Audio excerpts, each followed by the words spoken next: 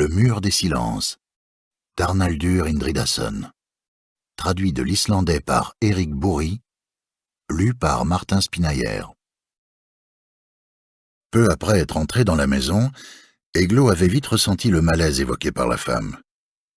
Il arrivait régulièrement que des gens l'appellent en lui demandant de venir chez eux parce qu'il souffrait d'angoisse inexplicable.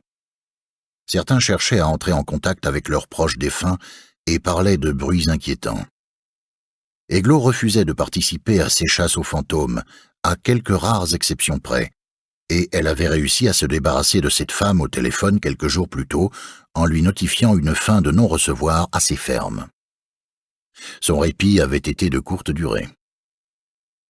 2 jours plus tard, par une soirée d'automne, une quinquagénaire qu'elle n'avait jamais vue était venue sonner à sa porte.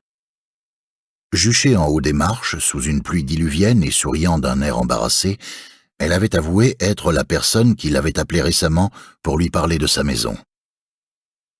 Elle s'était empressée d'ajouter qu'elle ne venait pas lui demander d'organiser une séance de spiritisme, ou quoi que ce soit de ce genre, mais souhaitait uniquement qu'elle l'accompagne chez elle pour faire le tour de la maison et lui dire si, elle aussi, elle percevait quelque chose susceptible d'expliquer l'anxiété et le trouble qu'elle ressentait depuis qu'elle avait emménagé. Une peur et une appréhension lancinantes qu'elle n'avait jusque-là jamais éprouvées. Ne voulant pas laisser l'inconnu sous la pluie battante, Eglo l'avait invitée à rentrer s'abriter à l'intérieur. « Je sais que les fantômes n'existent pas », avait repris la femme en refusant de s'aventurer au-delà du vestibule. « Mais il y a dans cette maison quelque chose qui ne va pas. Oui, il y a quelque chose. J'en suis persuadée, et j'aimerais savoir si vous le percevez aussi. Pardonnez-moi. Mon Dieu, j'ai l'impression de devenir folle. » Eglo l'avait invitée à s'asseoir sur la chaise dans l'entrée. Son interlocutrice s'était adressée à la Société islandaise de spiritisme, et Malfridur, une amie d'Eglo, lui avait suggéré de la contacter, car personne n'était mieux placé qu'elle pour l'aider, même si elle se montrait souvent assez réticente. Ce n'était pas la première fois que Malfridur lui envoyait des gens sans son accord, alors qu'elle lui avait maintes fois répété vouloir cesser toute activité liée à la voyance. Mais Malfridur ne l'écoutait pas. Eglo avait demandé à sa visiteuse si elle connaissait l'histoire de la maison et si les anciens occupants avaient ressenti le même genre de choses. Mais celle-ci avait été incapable de lui répondre. Son mari et elle l'avaient achetée 4 ans plus tôt, en 1975. Ils avaient emménagé avec leurs 2 adolescents et au bout de quelques mois, elle avait commencé à ressentir ce malaise. Les autres membres de la famille n'avaient rien perçu de particulier. « Auriez-vous traversé une période difficile dans un passé récent ?» avait prudemment demandé Eglo, cherchant à savoir si son interlocutrice mettait ses problèmes personnels et son mal-être sur le compte d'un phénomène surnaturel pour ne pas avoir à affronter les maux qui l'affligeaient réellement. « Mon mari pense que je ne suis pas normale. Il m'a envoyé chez le médecin.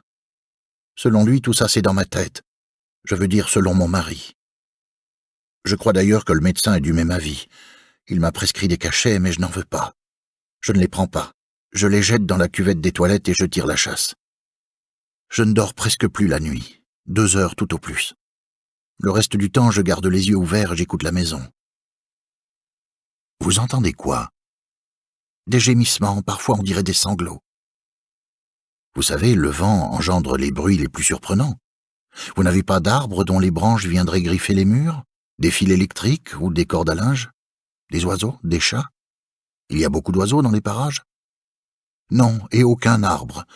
Mon mari avance les mêmes explications. Il me parle du vent et de la pluie, de l'antenne de télévision, de la cheminée autour desquelles le vent tourbillonne et ulule. »« Vous entendez des voix ?»« Non, » avait répondu la femme. « Aucune. Je l'ai dit à mon médecin. Je n'entends aucune voix et je n'ai pas non plus de vision. Je me sens oppressé, c'est tout. J'ai l'impression que des choses affreuses se sont passées entre ces murs. C'est un sentiment qui me submerge, une profonde anxiété. Vous croyez pouvoir m'aider? J'ai envie d'habiter cette maison, elle est... Je n'ai pas envie de la quitter, mais je ne m'y sens pas bien. Il y plane une atmosphère malsaine, et j'aimerais savoir si vous acceptez de m'aider. »